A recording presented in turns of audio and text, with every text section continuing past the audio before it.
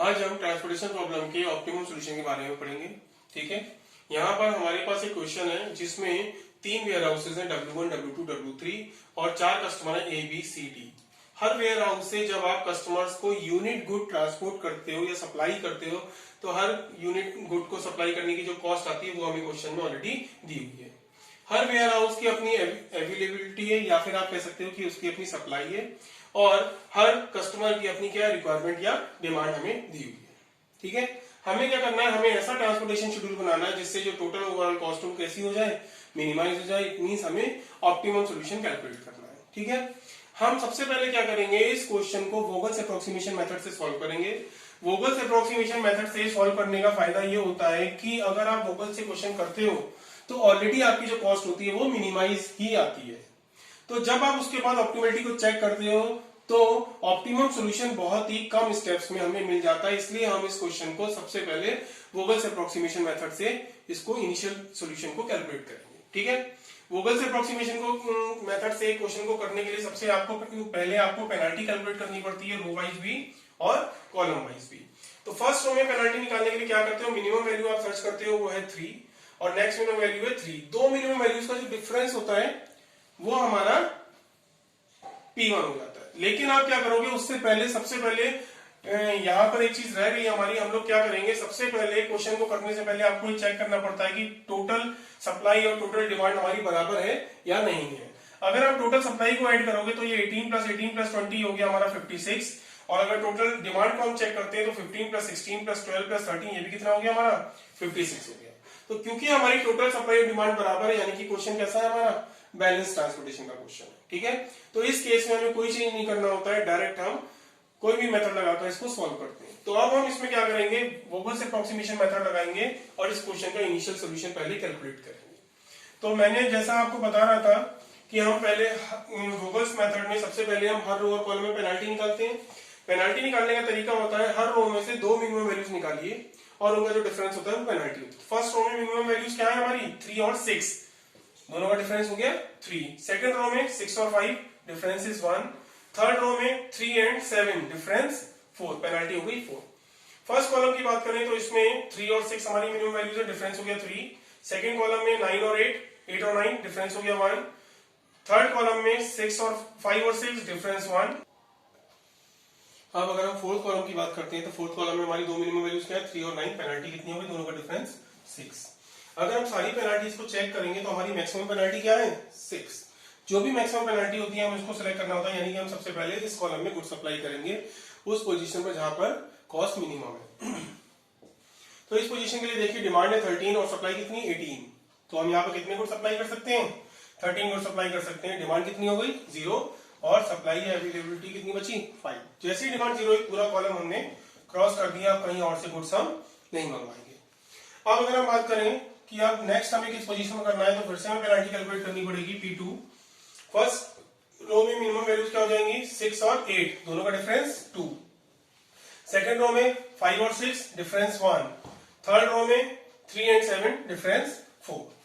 Column wise अगर बात करें तो मिनिमम वैल्यूज है 3 और 6, डिफरेंस हो गया 3। यहाँ पर 8 और 9, डिफरेंस हो गया 1। 5 और 6, डिफरेंस हो गया 1 और ये पूरा कॉलम ऑक्यूपाइड हो चुका है तो यहाँ कैलकुलेशन नहीं हो सकती। सारी पेनाल्टीज में से अगर आप चेक करोगे तो हमारी जो मैक्सिमम पेनाल्टी है दैट इज 4। इट मींस हम इस रो में सबसे पहले गुड सप्लाई करेंगे उस पोजीशन में जहां पर कॉस्ट कितनी है मिनिमम, यानी 3 पर गुड सप्लाई करोगे। यहाँ डिमांड है 15 और सप्लाई है 18, तो हम यहाँ पर 15 गुड सप्लाई कर सकते हैं। डिमांड हो गई 0 और सप्लाई कितनी बची 3। जैसे ही डिमांड 0 हुई हमने पूरे कॉलम को क्रॉस कर दिया क्योंकि आप कहीं से गुड्स नहीं मंगवाए जाएंगे। ठीक, अगेन फिर से आप थर्ड स्टेप में पेनाल्टी निकालोगे। फर्स्ट रो में 2 मिनिमम वैल्यूज 2 ही बची है हमारे पास, इनका डिफरेंस हो गया 6 और 9 का 3। 5 और 11 इनका डिफरेंस हो गया 6। 7 और 8 इनका डिफरेंस हो गया 1। कॉलम वाइज अगर हम बात करते हैं तो फर्स्ट कॉलम में पेनाल्टी कैलकुलेट नहीं हो सकती क्योंकि सारी वैल्यूज हमारी ऑलरेडी ऑक्यूपाइड है। सेकंड कॉलम में मिनिमम वैल्यूज 8 और 9 है, डिफरेंस हो गया 1। थर्ड कॉलम में 6 और 5 है, 5 और 6 है, डिफरेंस हो गया 1। फोर्थ कॉलम में पेनाल्टी कैलकुलेट नहीं हो सकती। सारी पेनाल्टीज में से आप चेक करें 6 जो है वो हमारी मैक्सिमम पेनाल्टी है, इसका मतलब सेकंड रो में हम उस जगह पर अब गुड सप्लाई करेंगे जहां पर कॉस्ट मिनिमम है यानी कि 5 पर। इस पोजीशन के लिए बात करते हैं, डिमांड है 12, सप्लाई है 20। हम यहाँ पर 12 गुड सप्लाई कर देते हैं, डिमांड हो गई 0, सप्लाई रह गई 8। जैसे ही डिमांड 0 हुई हमने पूरे कॉलम को क्रॉस क्रॉस कर दिया। अब क्योंकि आपके सिर्फ एक ही कॉलम में वैल्यूज बची हैं तो ऑब्वियसली आपको वहीं पर गुड्स सप्लाई करने हैं, तो अब आप पेनल्टी कैलकुलेट ना करें, इनमें से जो भी मिनिमम वैल्यू सबसे पहले यहाँ गुड्स सप्लाई करो। यहाँ डिमांड है 16 और गुड्स है 3 गुड्स सप्लाई कर दिए, डिमांड रहेगी 15, यहाँ हो गया 0, डिमांड रहेगी 13 क्योंकि हमें 3 गुड्स सप्लाई कर। अब मिनिमम वैल्यू है 9, यहां पर डिमांड है 13 और सप्लाई कितनी है 5, हमने 5 गुड्स सप्लाई कर दिए, डिमांड रह गई 8 और सप्लाई हो गई 0। इस पोजीशन के लिए डिमांड भी 8 है, सप्लाई भी 8 है, हमने यहाँ पर 8 गुड्स सप्लाई करे, डिमांड भी 0 हो गई और सप्लाई भी 0 हो गई। अब क्योंकि सारी सप्लाई और सारी डिमांड हमारी 0 हो चुकी है, इसका मतलब हमारा इनिशियल सॉल्यूशन आ चुका है। अब आप सबसे पहले यहाँ पर ऑप्टिमलिटी को चेक करने के लिए क्या देखते हो कि हमने कितनी जगह पर एलोकेशंस की हैं, यानी कि गुड सप्लाई करें। तो नंबर ऑफ एलोकेशंस कितने हैं हमारे पास, कहाँ गुड सप्लाई हुए, 1 2 3 4 5 6, 6 जगह पर गुड सप्लाई करें। और as per transportation problem number of good supply होनी चाहिए कितनी जगह पर, m + n - 1 जगह पर एलोकेशन होनी चाहिए। m होता है नंबर ऑफ रोज, 1 2 3 हमें क्वेश्चन में दी हुई थी। n is number of columns, 1 2 3 4 हमें क्वेश्चन में दिए और -1, ये भी कितना हो गया 6। क्योंकि नंबर ऑफ एलोकेशंस और m + n - 1 की वैल्यू हमारी इक्वल हो गई, इट मींस इस क्वेश्चन में डीजनरेसी नहीं है, यानी कि हमारा जो सॉल्यूशन है वो कैसा है, नॉन डीजनरेट है, इसमें डीजनरेसी नहीं है। अगर डीजनरेसी होती है तो पहले हम डीजनरेसी रिमूव करते हैं और फिर आगे क्वेश्चन को सॉल्व करते हैं। अब ये चेक करने के लिए कि हमने जो सॉल्यूशन निकाला है वो ऑप्टिमम है या नहीं, सबसे पहले आप क्या करते हो, सबसे पहले हम क्या करते हैं, उन सेल्स के लिए जहां पर गुड्स हमने सप्लाई करें हम u और v की वैल्यू कैलकुलेट करते हैं, यानी कि calculate ui and vj for that cells जहां हमने गुड सप्लाई करेंगे। ठीक, तो कहां कहां हमने गुड सप्लाई करेंगे वो वैल्यूज हम यहां पर लिख लेते हैं। हमने यहां पर गुड सप्लाई करा है कॉस्ट 9 पर, 3 पर, 5 पर, 11 पर, 3 पर और 8 पर। हर रो के लिए आप u को कैलकुलेट करोगे और v के लिए हमें कॉलम्स के लिए हमें v कैलकुलेट करना पड़ता है। सबसे पहले आप क्या करते हो, ये चेक करो किस रो या कॉलम में ज्यादा जगह पर गुड सप्लाई हुए। फर्स्ट रो में 2 जगह गुड सप्लाई हुई, सेकंड रो में 2 जगह गुड सप्लाई हुई, थर्ड रो में भी 2 जगह गुड सप्लाई हुई। फर्स्ट कॉलम में 1 जगह गुड सप्लाई हुई, सेकंड कॉलम में 3 जगह गुड सप्लाई हुई, थर्ड कॉलम में 1 जगह, फोर्थ कॉलम में 1 जगह। तो सबसे ज्यादा कहां हुए हैं, सेकंड कॉलम। तो जहां सबसे ज्यादा होते हैं उसी की वैल्यूज को हम 0 ले लेते हैं, तो हमने v2 को 0 ले लिया। अब इसकी हेल्प से बाकी सारी वैल्यूज हम कैलकुलेट करते हैं। कैलकुलेट करने का तरीका क्या होता है, अगर हम इस सेल की बात करें तो इसकी जो कॉस्ट है 9, उसका u और v ये दोनों का सम हमारा 9 होना चाहिए। v हमारा ऑलरेडी 0 है तो u कितना हो गया 9। इस सेल के लिए इसके u और v का सम 11 होना चाहिए, v हमारा 0 है तो u कितना हो गया 11। इस सेल के लिए जो कॉस्ट है उसके u और v का सम इस कॉस्ट 8 के बराबर होना चाहिए, v 0 है तो ऑलरेडी u कितना हो गया 8।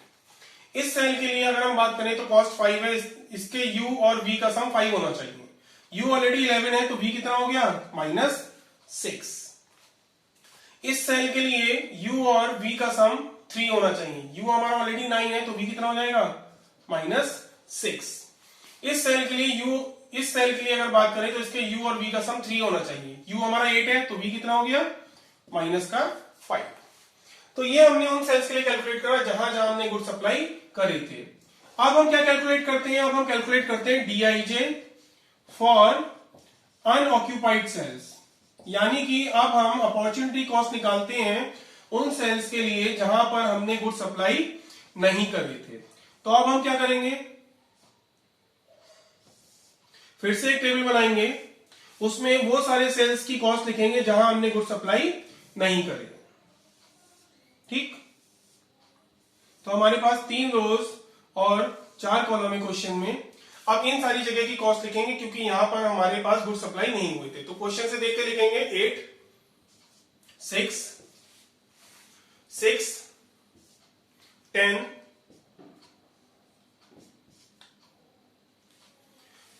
7 एंड 9।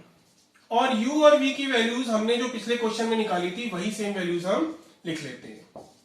ठीक, u की वैल्यूज हमने निकाली है 9 11 8 9, 11 और 8, और v की वैल्यूज हमने कैलकुलेट करी है -5, 0, -6 और -6। ठीक, अब जिस सेल के लिए हमें डीआईजी को कैलकुलेट करना है उस सेल का u और v के सम करो। 9 और -5 हो गया 4, उसको इस वैल्यू में से माइनस कर दो, तो 8 - 4 इज 4। इस सेल के लिए इसके u और v का सम करो, 9 और -6 हो गया 3, और जब आप इसमें से सब्ट्रैक्ट करोगे तो आ जाएगा 3। इस सेल के लिए u और v इसका ऐड करो, 11 और -5 हो गया 6, 6 को 6 में से माइनस करोगे हो गया 0। इस सेल के लिए इसके u और v का सम करो, 8 - 6 हो गया 2, इसमें से जब सब्ट्रैक्ट करोगे तो क्या आएगा 5। इस सेल के लिए u और v का सम करो, हो गया 8 - 6 2, और जब इसमें से सब्ट्रैक्ट करोगे हो गया 7। इस सेल के लिए u और v का सम करो, कितना हो गया 11 - 6 होता है हमारा 5, और जब आप इसमें से सब्ट्रैक्ट करोगे तो क्या मिल जाएगा 5। क्योंकि हमारे आप देखेंगे जितने भी डीआईजी यानी अपॉर्चुनिटी की कॉस्ट आई वो सारी की सारी कैसी आ गई, ग्रेटर देन इक्वल टू 0 आ गई। इसका मतलब ये हुआ कि ऑप्टिमलिटी कंडीशन होल्ड हो गई। ठीक, तो अब हमारा जो ऑप्टिमम सॉल्यूशन होगा यानी कि जो हमारी मिनिमम कॉस्ट होगी वो कैसे मिलेगी, जहां जहां पर हमने जो सॉल्यूशन निकाला था ये हमारा ऑप्टिमम सॉल्यूशन आया था, इसका मतलब ये हुआ क्योंकि सारे डीआईजी कैसे आ गए थे, ग्रेटर देन इक्वल टू 0 आ गए। अब हमने जहां जहां गुड्स सप्लाई करे हैं तो नंबर ऑफ गुड्स को कॉस्ट पर यूनिट से मल्टीप्लाई करो, टोटल हमें ऑप्टिमम सॉल्यूशन या मिनिमम कॉस्ट मिल जाएगी। तो यहां हमने 5 गुड्स सप्लाई करे at the rate of ₹9, total cost कितनी हो गई 9 5 45। यहां पर हमने 13 गुड्स सप्लाई करे at the rate of ₹3, total कितना हो गया कॉस्ट 13 3 39। यहां पर 8 गुड्स सप्लाई करे at the rate of ₹11, cost हो गई 88। यहां पर 12 गुड्स सप्लाई करे at the rate of ₹5, cost कितनी हो गई 12 5 60। यहां पर हमने 15 गुड्स सप्लाई करे at the rate of ₹3, cost हो गई 15 3 45। यहां पर 3 गुड्स सप्लाई करे at the rate of ₹8, cost कितनी हो गई 8 3 24। अब आप जब इसको ऐड करोगे तो आपको अपनी मिनिमम कॉस्ट मिल जाएगी।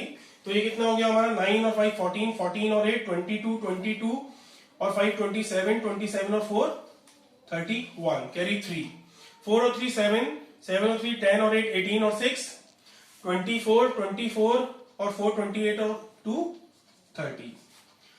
तो ये जो हमारा ₹301 आया है वो क्या है, इस दी हुई ट्रांसपोर्टेशन प्रॉब्लम का क्या है हमारा ऑप्टिमम सॉल्यूशन है, या आप कह सकते हो कि मिनिमम कॉस्ट है। तो ये हमारा ऑप्टिमम सॉल्यूशन का ट्रांसपोर्टेशन प्रॉब्लम का क्वेश्चन हो गया। Thank you.